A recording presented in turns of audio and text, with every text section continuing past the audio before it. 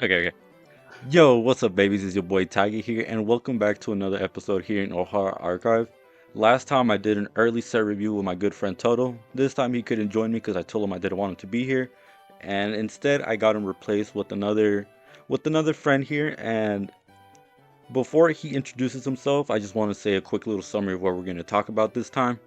This time we're going to talk about pet cards, or yeah, if you guys don't know what pet cards are, it's essentially cards that are pretty much, well, not good, and we know they're not good, but we still like them. That's why we keep them. They're more for the casual side. There's still some of them. Hopefully, some are good enough to be used, but it's usually for fun. We know the cards aren't good, but we still are going to use them. Now, before we continue into the little list that, or the handful of cards that we have gathered here, let me have Lastly Ghost himself introduce himself right here so you guys know a little bit more about who you're going to be with. Ho, I am Lastly Ghost. I love Magic the Gathering and talking about Magic the Gathering. Glad to be here. Favorite set? Just off rip, I didn't like the mechanic in it, but I love the setting and I love the creatures. Ikoria. Mutate, still don't know how it works. Love the set though. Anyways, Ghost, I hope that you enjoy the pile of cards that I got. I already saw yours. You didn't get to see mine, but I will be showing them one by one. We'll be going back Okay. and forth talking about the cards that we have, just why we like them, what they do, just a quick little summary. So I think that's enough time that we have spent here. We're going to start off immediately with one of the cards that you have sent me here, and it's Mobilize. If you want to explain the card, or if you want me to go explain it, it's fine either way. Yeah, so Mobilize is a 1 green spell. Its mana value is just 1 green. It's a sorcery, and its ability is to untap all creatures you control. It's a very simple card, very simple. This is not going to be breaking your game by any means. It won't be winning you any games by any means unless you leave open blockers with it.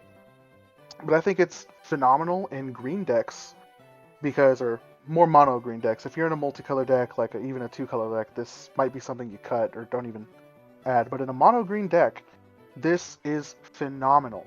It To me, when I use it in just a mono green Selvala deck, pump out big creatures. When I swing out and kill someone, I can use this to untap not just my normal creatures, but my Selvala, so I can add more green. It's a very good, very fun card to use. It's very good to catch your opponents off guard with it. And it's also just 1 green, and no one looks at the guy holding up 1 green. Yeah, I would like to say you are completely right about the whole. This probably goes only in green decks, because if you have other colors, chances are it's gonna be a completely different deck. Yeah, probably the only Yeah. one that can probably use it is Simic, since it is pumping out a bunch of creature, a bunch of mana, a bunch of draw cards, so everything. Especially very good at keeping your opponent. It's just like it's like a skill check. If you swing out and they see the opportunity of what they have, and then just one green is just something that green decks can just pump out. They're like the best at ramping. So having this one card to just go to start putting pressure into the board once more. Yeah, this is a great pick. With that card right there, I'm actually gonna show one of my cards that I have All here right. as a pet All right. card. This is actually a card that I used to have years ago when I started off. And even though it is a different color, it still does, it ramps. I used to put this card in all the Ah. black decks I used to have. And for those that are wondering, it's a Planeswalker, Liliana of the Dark Realms from, what, Magic 2014? Yeah. M14. This card for me, I still have it. It's in my collection. It's not good, but in casual settings, when I started off playing, if I was a Grixis player, I immediately fell in love with zombies. I tried to make sure that my list wasn't just zombies. It was for a bit, but I'd make sure to swap stuff out. But let me explain the card for the viewers that are right here that either watching the video or they have it out as they're doing chores listening to this. So here is Liliana of the Dark Realms, which is a planeswalker for 2 and 2 black. She starts off with 3 loyalty, and her +1 is to look for a swamp card, not a swamp. So this means you could get your Surveil lands, You could get your shock lands. You could get pretty much anything if your tri land for some reason if you want to go get that. It's not a ramp because it just looks for the land. It's more like a filter out. You missed out a land drop, or kind of like a draw if you really think about it. Because then you draw, you +1, you get your land, so Yeah. it does help you out. Her -3 is target creature gets +X or -X until end of turn, where X is the number of swamps you control. This ability is probably something that you want to keep clear of unless you're playing mono black. But even if you're playing two colors, it's just not good enough. You're probably not gonna have that many swamps. You're gonna have like other type of dual lands that don't say they're swamps. So it's there. Maybe you want to kill something that's 2 toughness, 3 toughness at most, but being a -3 is just a little bit too much for what it does.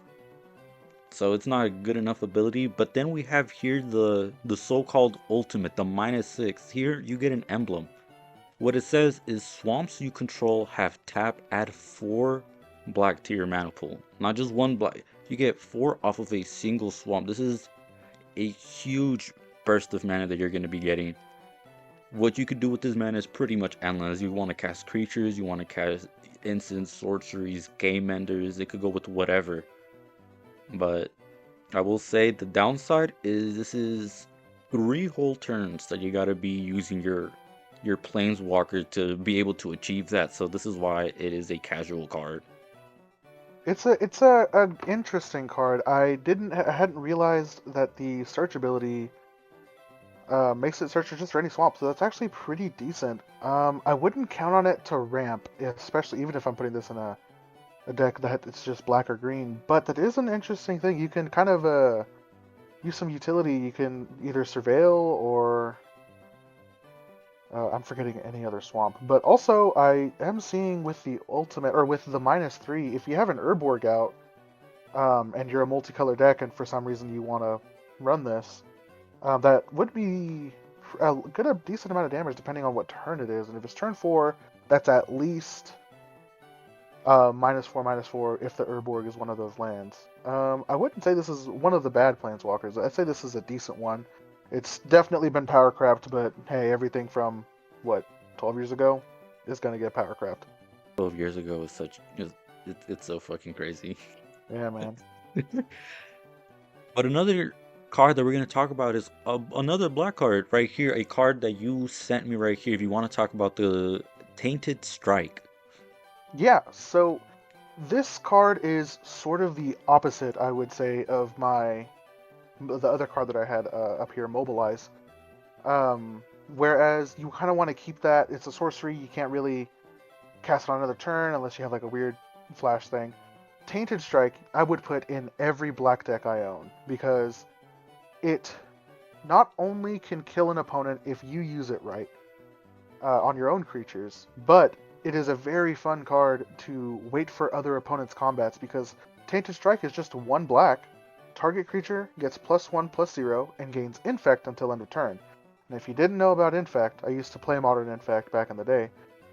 It deals damage to creatures in the form of -1/-1 counters, which, sure, whatever, that's just Wither. But where it differs from Wither is instead of dealing damage to players normally, it actually kills them if they get 10 or more counters on them.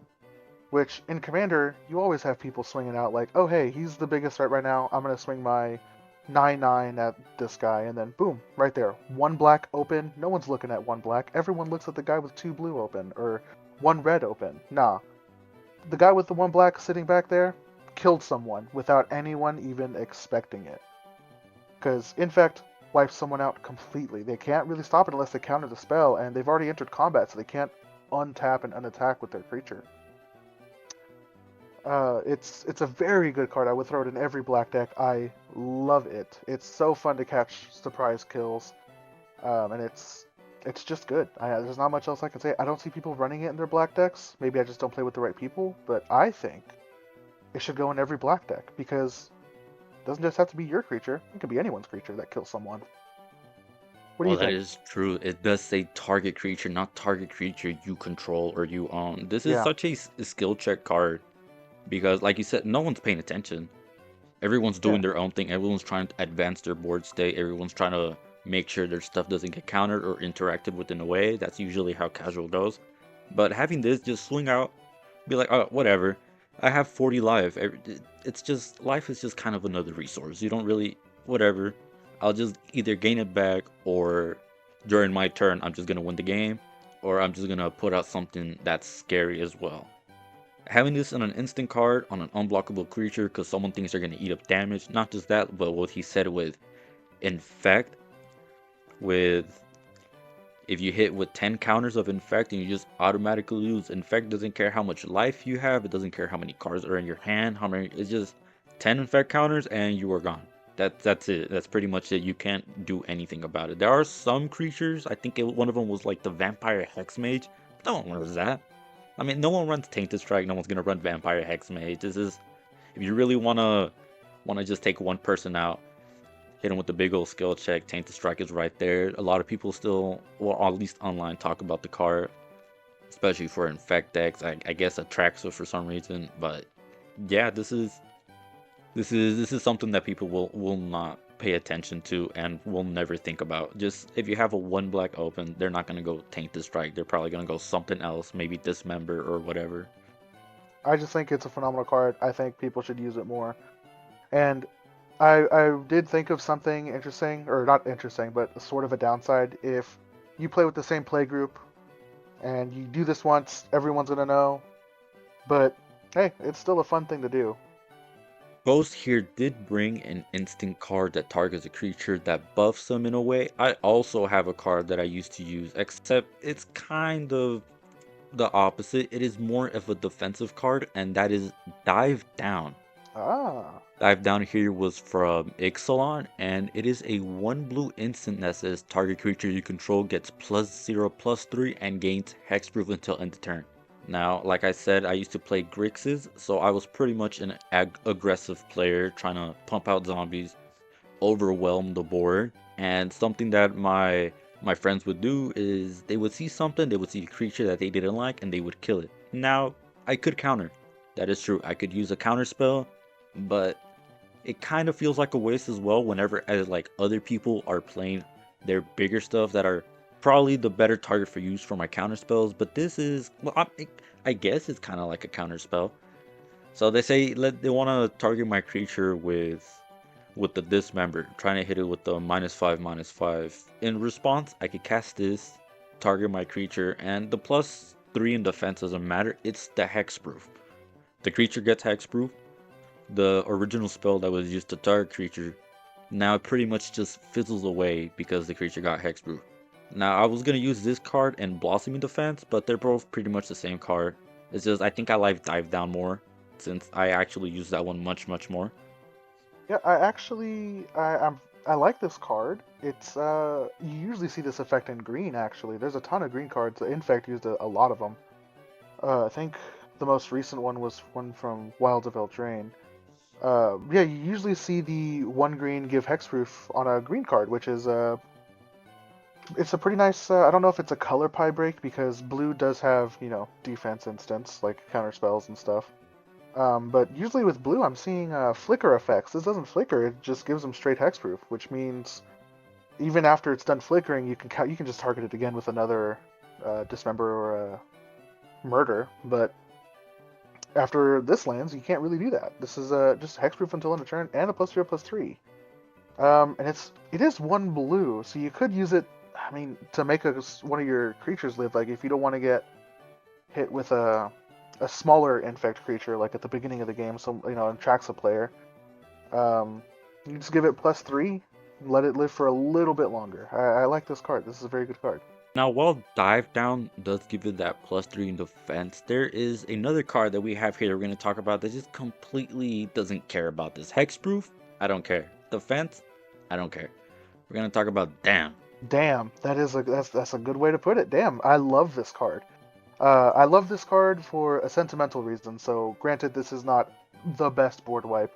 I pulled, I think, 3 of them in the Modern Horizons 2 pre-release, and it was a 2-headed giant pre-release. So, It was me and my brother. He had just a creature heavy board, and I had three of these in my deck with other worse removal. Um, and the team that always fought against us, they couldn't do anything. We only lost like one game that time. But Dam is 2 black. Destroy target creature. A creature can't be regenerated this way if it is destroyed this way.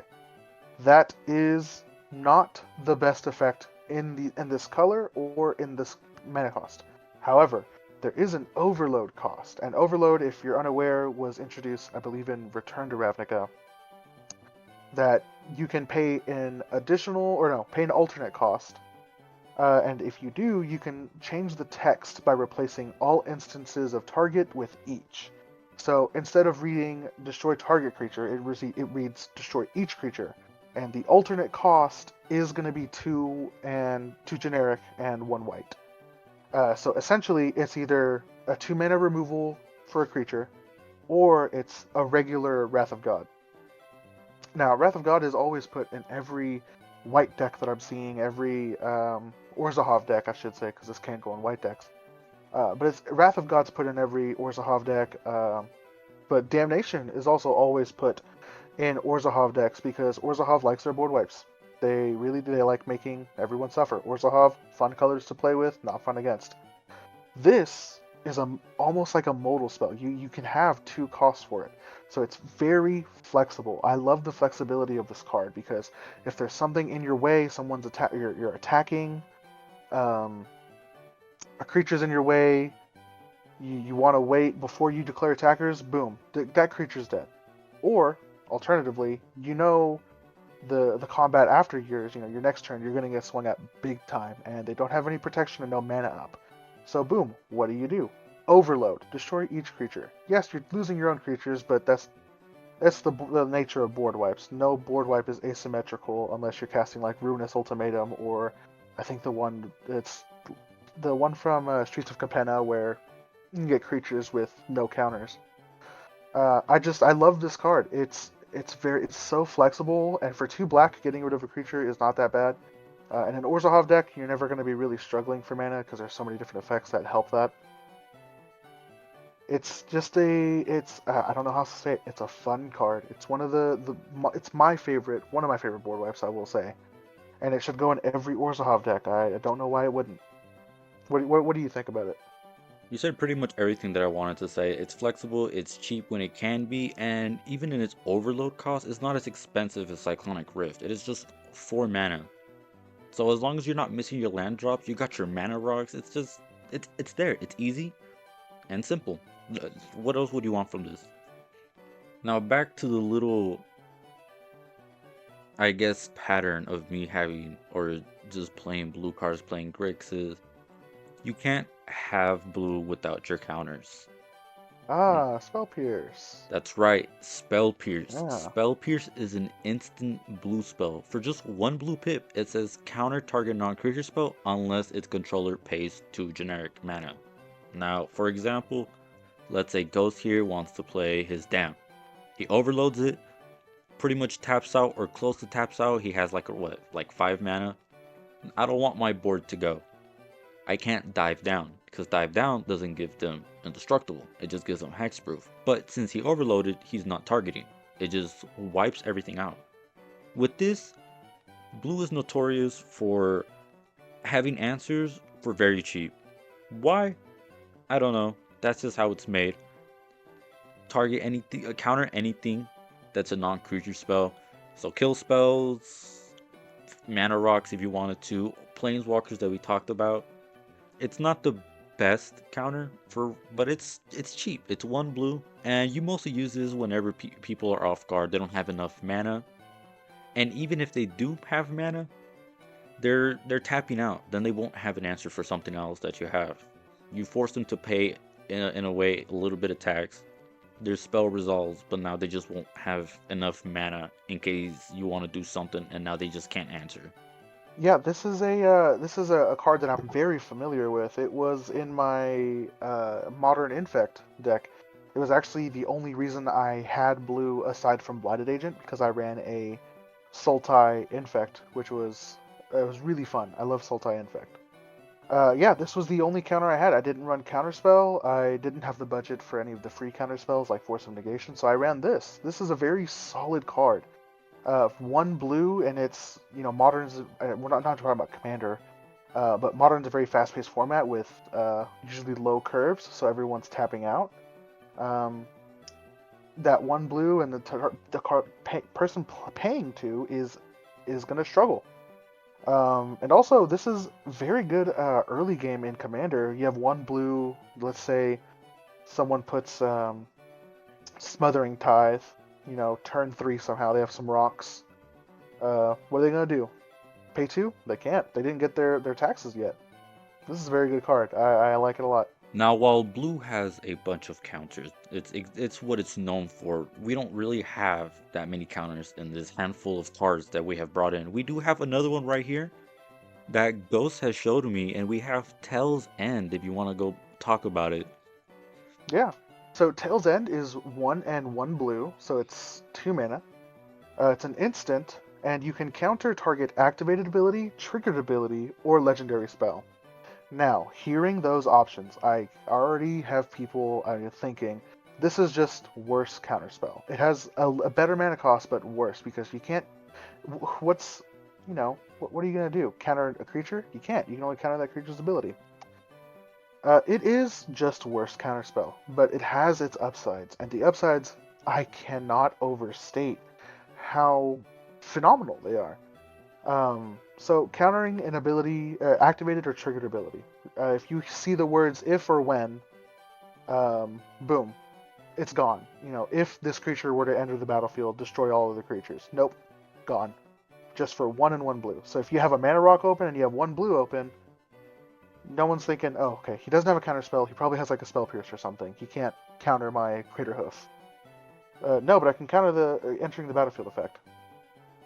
And it's very nice. It's also my favorite part about this spell that I think people just overlook. It essentially reads 1 colorless, 1 blue, counter target commander.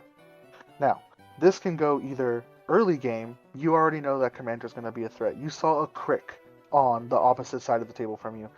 Going to cast it on turn 2. What are you going to do? You already passed. You have 1 colorless and you have 2.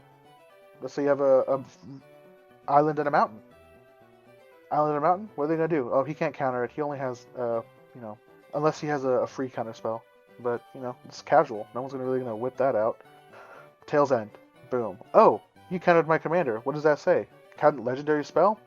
Any legendary spell, not just legendary activated ability. Legendary spell. It's one of my go-to counter spells when I need to fill out a deck.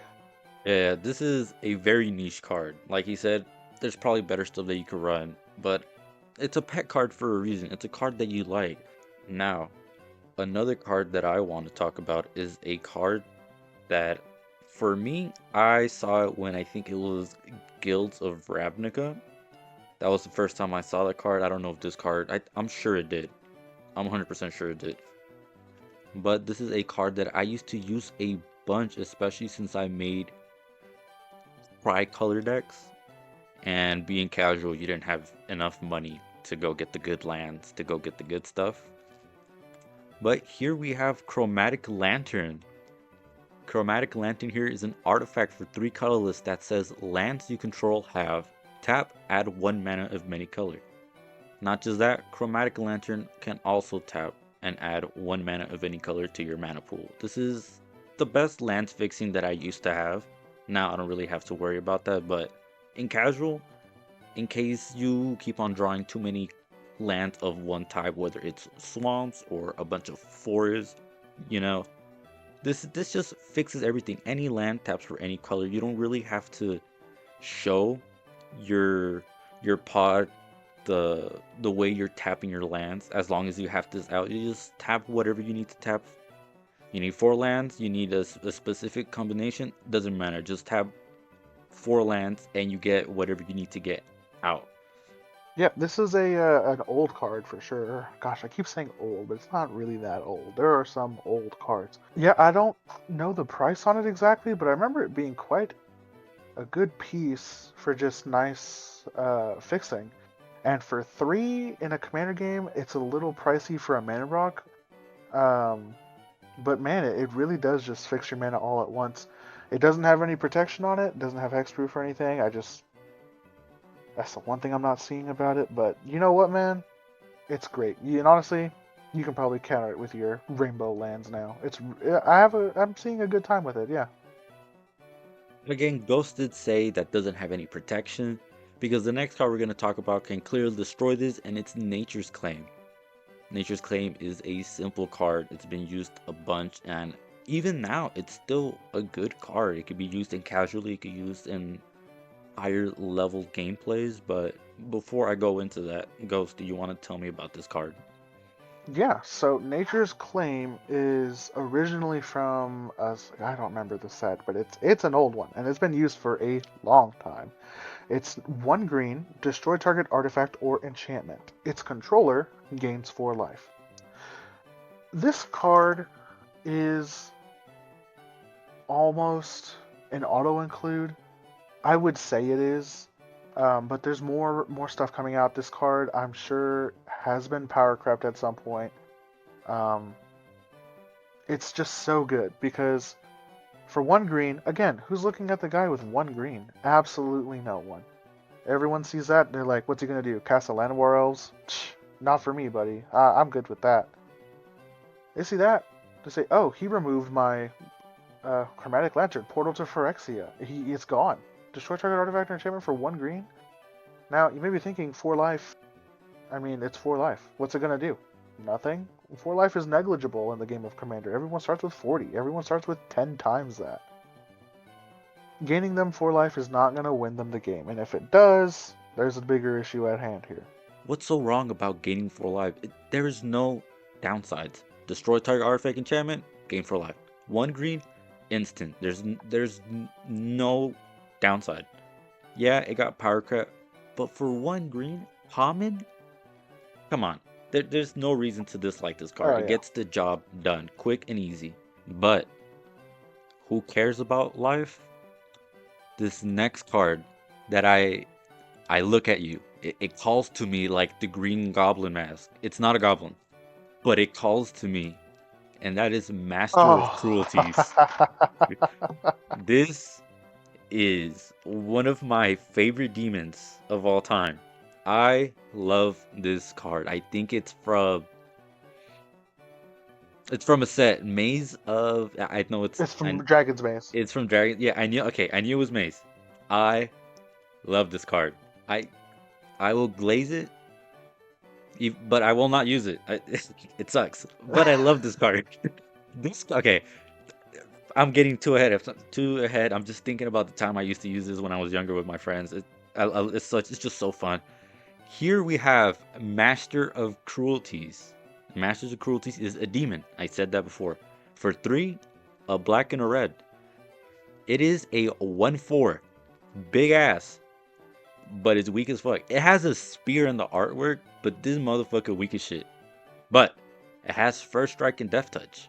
First Strike meaning that if 2 creatures were to clash, this one would deal damage first before the other one does. And with the Death Touch destroys any creature regardless of how much defense it has. The only way to stop that is if your creature has Indestructible.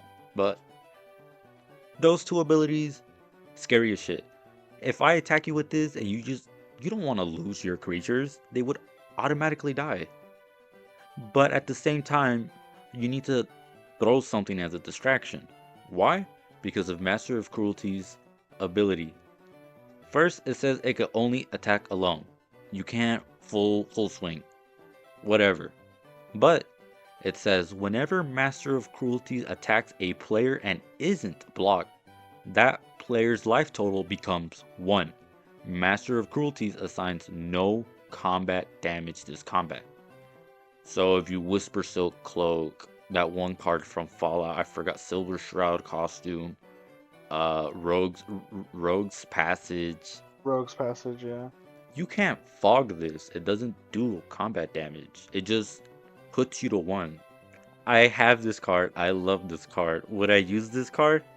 Yes, I would use this card. It's such a fun little card that I have. It is probably in my top 5 of pet cards that I have. There's another one that I have here, but it's gonna be a little surprise. It's gonna be at the end. Now, I will say I did fuck up. Uh, we're not rating these cards, but to be fair, these cards kind of fucking suck. We know they suck. They got power crept. I think the only really good ones is Elpierce and Nature's Claim. So, in our hearts, they're a 5. In our hearts, these are the best cards that we used to run. I love Master of Cruelties. I remember cracking it in a Dragon's Maze pack because we did a draft. And I remember thinking, dude, this is crazy. You know, little old me didn't realize this is not a good card to run. It's Five not good mana at in a all, draft, 5 mana in sealed, limited. That's crazy. but it's Yeah, fun. this is. Yeah, it's fun, dude. That's the point of Magic. The point of Magic is to have fun, and this is almost the definition of fun, unless your definition of fun is boring. I love this card. I also have fond memories with this. It was great trying to make it unblockable, having those artifacts removed, and then this just dying because it only has first strike, death touch. It doesn't have hexproof, doesn't have ward. It's just it's a good memory, and that's sadly all it can be. We thrown this word out a bunch, but it's fun. It's what Magic's supposed to be with your friends. Those silly little cards. Unless you play Azorius, fuck you. But this is a fun card. Now, another creature that we have here. Let's just move on Speaking of over. Azorius, Uh, if you wanna shit talk Azorius, yeah, go ahead, go ahead. all right. So yeah, speaking of Azorius, this is a card that I think would synergize greatly with those types of control decks. Dauntless Dismantler. When I saw this spoiled in Caverns of Ixalan, I was like, oh, this is really good. For one colorless and one white, you get a human artificer, and artifacts your opponents control enter the battlefield tapped. Any mana rock, any artifact land, any Treasure tokens. treasure token, yeah, enters tapped. They can't use it. Smothering Tithe, it's unless it's on your battlefield, it's a little worse. And then it also has an activated ability, which X and X and a white, so at least 3 mana. Sacrifice Dauntless Dismantler, which is part of its cost, and the effect is to destroy each artifact with mana value X. So for at least 3 mana, you will destroy every artifact with with one mana value. Hold up. Isn't X supposed to be 0? Can't X be 0? Yeah, X can be 0. So it could just be one white. Yeah, it can just be one white, destroy all 0 mana artifacts, and obviously, So yeah, that's a big list. so like he said with Smothering Tithe does go so a whole turn circle. People drawing cards can't pay their taxes. Smothering Tithe makes them a handful of treasures, let's say 5. You're like, you know what? Eh, I don't want to deal with this. I'm just gonna kill my little dude, and that little dude's gonna blow up your shit. You don't have to tap. You don't have to wait a turn for summoning. This just sacrifice it and Yeah, destroy. I did say these cards suck. I forgot about Dauntless Dismantler. This might be the actual only good card. This is like an actual good card. It could be used casual. It could be used if you're playing white, at least 2 or 3 colors.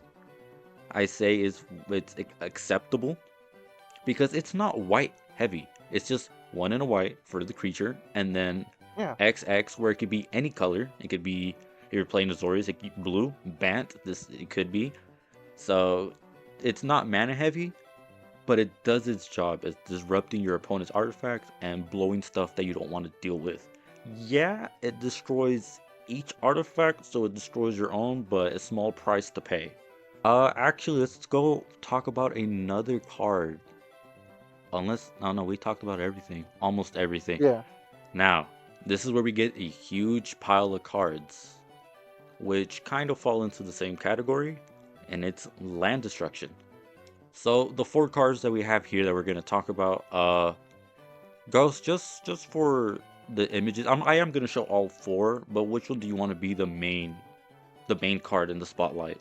So here we have Strip Mine, Wasteland, Field of Ruin, and Ghostly Quarter. Which of these four Uh, would you want let's to? have a let's have Strip Mine be the face because it's the first. I believe it was in early sets. I think it was beta. Gosh, I might be completely off base with that. Let me double check myself. But this is a very very strong card.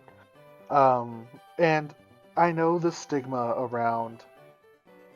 Sorry, not beta. Antiquities. This is an old card. I know the stigma around land destruction in Commander, like, oh, don't touch my lands. It's like what? It's like one of the golden rules. Don't touch lands. Um, just stuff. And rule 0, and then there's like rule 1. I don't remember any of them except this one. Just don't touch my lands. Lands untouchable unless it's a crazy land, like a Field of the Dead or a Dark Depths. But I mean, even destroying a basic just to hinder an opponent not being able to counter a spell. Like they have 2 blue open, the rest of it tapped out. You have a wasteland. Guess what? You only have 1 blue open, buddy. You have a spell pierce? No. All right. Can't even counter the This land is a either. It's a yeah. land. You can't counter the land. It's just a land. You can't counter a land. You can counter the ability with a tail's end. Throwing that back out there. But who's gonna Tails And in a land? and it's not just strip mine either. So we do have 4. I do have 4 cards up here. I think you should run all 4 of these in a deck. All 4 of these lands belong in any commander deck you're running. At least 2 of them. Probably the last 2, probably Field of Ruin and Ghost Quarter, because it's more budget friendly. Yeah.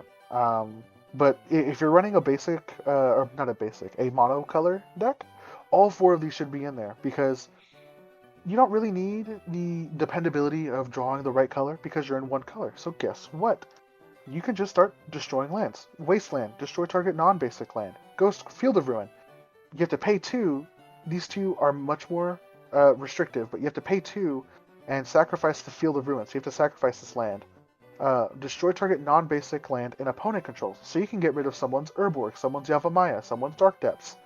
And each player, not just you, not just them, each player searches his or her library for a basic land. I hate the stigma of don't touch lands in Commander. I think Armageddon should be run more.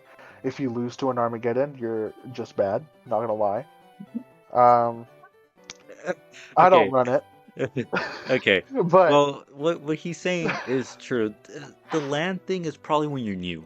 When you're starting off, this is the rule that we used to have, don't touch my lands. But now that we got older, we're here to have fun. We're here to have jank. We're here to fuck your land. I don't care. It's funny. Now, I did tell Ghost to get a handful of cards, and I was gonna get a handful of cards. But this is a card that I hold dearly. This is a card I still have. It's worth nothing. It's worth a couple of schmeckles, but it is a card that I used to use a bunch. Brings a bunch of memories, so it's like this is probably my number 1 card pick. My number 1 pet card that I hold dearly. A bunch of memories of playing with my friends, especially playing against Ghost. Uh, I was gonna say, do you want to take a guess when we used to play? ooh, I don't remember those days. Yeah, it's like it's void of memory, you know? Like you don't remember. It's Yeah. there, but Like I it's remember playing in the library. I just don't remember. God, what was it like? Middle school, high school, dude? yeah. So like yeah, it's a little bit of void of memory. Anyways, let's talk about Salvage Drone. Oh, you mother! I Let's get what talk you were of yeah, saying. let's talk Yeah. about Salvage Drone. Salvage Drone here is for 1 blue you get a 1/1 Eldrazi drone. Now, this card has the Void, meaning that even though technically it's a blue card, this card has no color. So, if you're running a Pyroblast, if you're running a Red Elemental Blast, I don't know. If you're destroying this card, you know what? Okay, I was gonna say if you're destroying this card, you fucking suck, but Ghost hated this card and he would destroy every chance he got. But if you are destroying this card like that with, like I said, Red Elemental or Pyroblast, you can't because technically it has no color.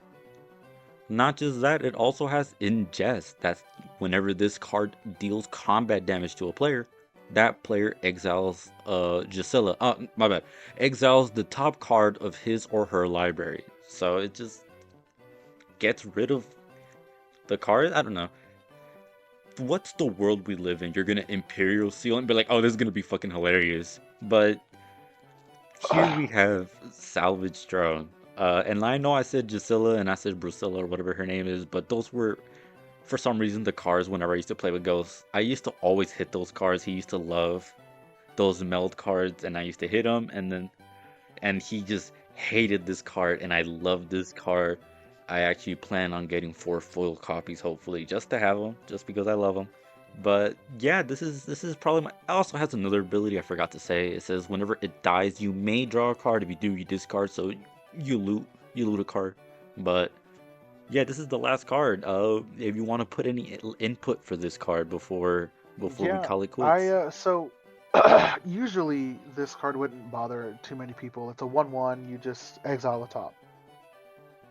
I have a very strong dislike for not just not just ingest, not just that ability, but any deck or any card that makes me mill. You will never see me play a self mill deck. You will never see me play a prosper deck. I hate not knowing what I'm hitting off the top of my library, and not being able to cast it. I know you can build decks to where that will never be an issue. I just hate the feeling of hitting something good and not being able to hit it, or everyone knows I have it. So this salvage drone in my early days probably drilled that into me.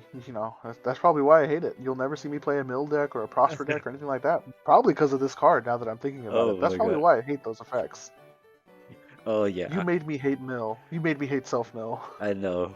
I know. I'm sure I want to put in money that when you saw this card, you just smiled. You just remembered this card. Oh yeah, man. This as much hatred as I hold for this card. It's a fun card. I kind of want a foil playset too, just to have in my binder, my little special binder. Now, this wasn't part of the script. This wasn't part of the cards that I'm showing. It Oh no. just showed up in my memory. It just reached out, got it, and I remembered this is a surprise card. This is a Okay. good card Let's see it. depending on how you play, who your pod. This is an annoying card. This is a scary card. This is a card that got passed around a bunch. Say Oh, hello to Ulamog, I the know what this Ceaseless is. Hunger. Yes. This is Yes. a card that we used, that someone got a friend and then traded it, and then traded it back, and then traded it, and then I got it, and then I traded it back. So everyone just got this card. It was super Yeah. expensive. We had to do stupid trades. This might be the only card that might be the better one out of all of these cards.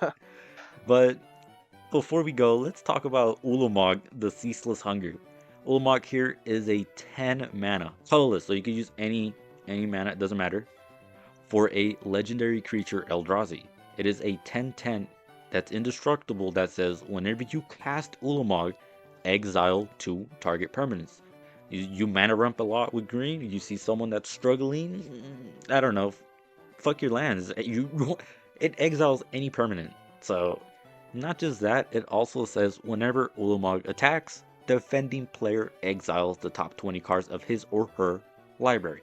He doesn't have to connect. He just attacks, triggers, and you exile the top 20 of your cards of your deck. And like I said, exile is something very, very difficult to get back from. While there is some cards like Squee, there are some cards like Eternal Scourge or Mist Hollow Griffin. Those are probably the only cards that don't care, but those are just 3 cards out of the 20, or 2 cards, or depending on what you're playing. But having 20 things just gone that you can't ever bring back really hurts. And like I said, it is a 10/10 with Indestructible. It doesn't have trample, it doesn't need trample.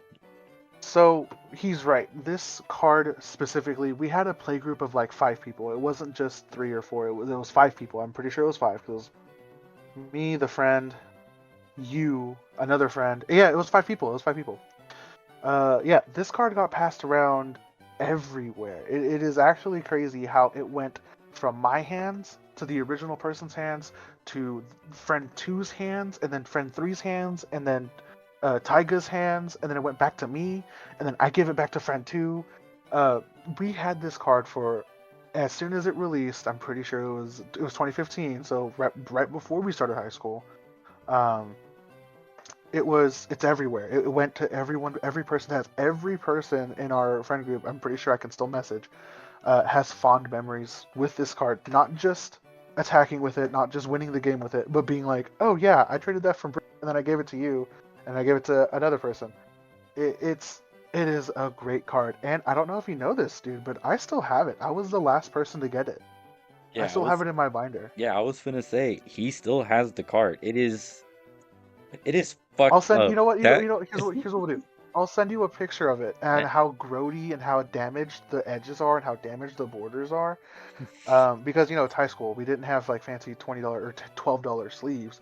We no. played usually with like cheap $8 sleeves, and even then, you know, we barely had those.